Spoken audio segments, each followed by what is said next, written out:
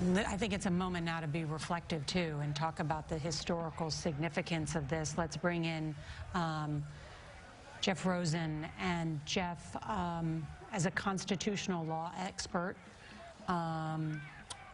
what did the framers, what were they most concerned about? The framers' central concern when they drafted the Constitution in 1787 was mob violence. Madison said in Federalist 55, "In all large assemblies, passion never fails to wrest the scepter from reason. Even if every Athenian had been Socrates, Athens would still have been a mob." The framers are concerned about farmers in western Massachusetts mobbing the courthouses because they don't want to pay their debts.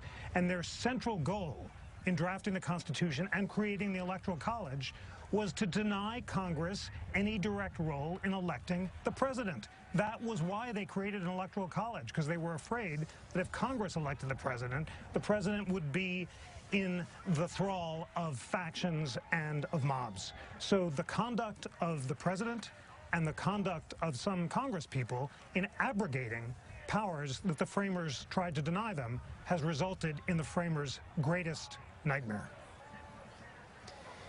And the remedy, then, that the framers instituted to make sure, or at least to try and prevent such mob violence, was what, Jeff? It was filters, cooling mechanisms, intermediate bodies to prevent populist passions from ruling. They wanted to slow down deliberation so that people couldn't demand that their factional or partisan interests are created.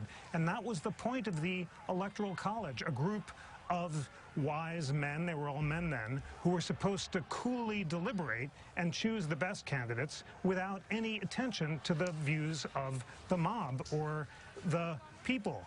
Even after the election of 1800 in the 12th Amendment, the Constitution made clear that it's the Electoral College that chooses the president, and Congress's role is purely ministerial. It's just supposed to count the votes.